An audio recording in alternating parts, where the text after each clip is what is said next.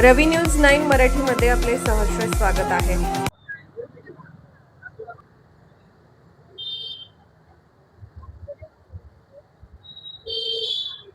आज किशोरपूर शहरामध्ये 18 जुलैच्या निमित्ताने आज सत्यशोधक अण्णाभाऊ साठेंचा स्मृती दिन आहे। त्या स्मृती दिनाच्या निमित्त आज आम्ही सर्व अण्णाभाऊ साठे प्रेमी इथं आम्ही आज अभिवादन करण्यासाठी जमलेलो आहोत।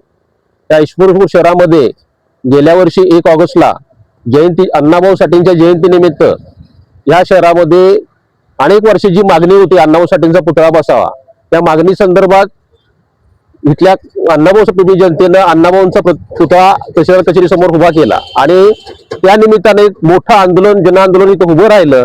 टक्कर मोर्चा झाला आणि त्या मोर्चाचं संपूर्ण दखल महाराष्ट्र शासनाने आणि सगळ्या प्रतिनिधींनी इथल्या घेतली आणि त्यानंतर इथले लोकप्रतिनिधी आमदार जयंत पाटील यांनी त्यात पुढाकार घेऊन की पुढच्या 1 ऑगस्ट पर्यंत अण्णाभाऊंचा पुतळा आपण 100% उभारू असं आश्वासन दिलं आणि त्या पद्धतीनं आम्ही ते आंदोलन तिथं थांबवलं त्यांच्यावर विश्वास ठेवून। त्यानंतर कायदेशीर प्रक्रिया पूर्ण होत होत्या, सगळं काय होत होतं। असं असताना सुद्धा आज परवा दिवशी आम्ही जेव्हा सीओना वगैरे भेटलो किंवा संबंधित बँकेच्या चेअरमनना भेटलो त्यावेळेला फक्त आश्वासनच मिळालं। नेमकं काय कारण आहे हे समाजासमोर आलं पाहिजे, माध्यमांच्या माध्यमातून ते संपूर्ण महाराष्ट्रातल्या जनतेला कळलं पाहिजे अशी आमची भावना आहे आणि त्यासाठी आज आम्ही इथं अभिवादन करायला जिथं नियोजित जागाचा ठराव तिथं दिलेला आहे नगरपालिकेनं त्या जागेवर आज आम्ही अण्णाभाऊंची प्रतिमा ठेवून इथं आम्ही त्यांना अभिवादन केलेलं आहे। आज 18 जुलै आहे, 1 ऑगस्ट अजून 12 दिवस आहेत।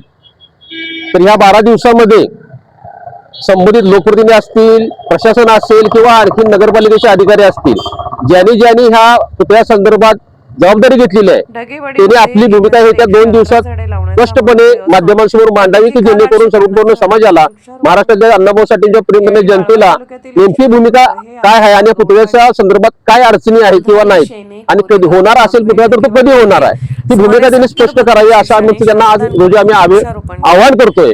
आणि जर 2 दिवसात त्यांनी प्रेस कॉन्फरन्स नाही घेतली तर येत्या 1 ऑगस्टला गेल्याही वर्षापेक्षा फार मोठ्या स्वरूपात आणि तीव्र पद्धतीचं आंदोलन इथं उभं केलं जाईल आणि ह्या सर्व घटनेला इथले संबंधित जे पुतळ्या संदर्भातले जे अधिकारी वर्ग असतील, प्रशासन असतील किंवा लोकप्रतिनिधी असतील ते जबाबदार राहतील असं मी आज या क्षणी सांगतो।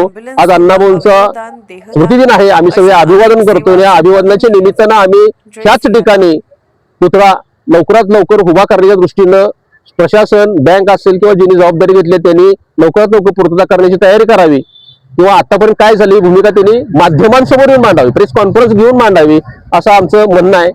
एवढंच बोलतो आणि थांबतो। जय भीम, जय भारत।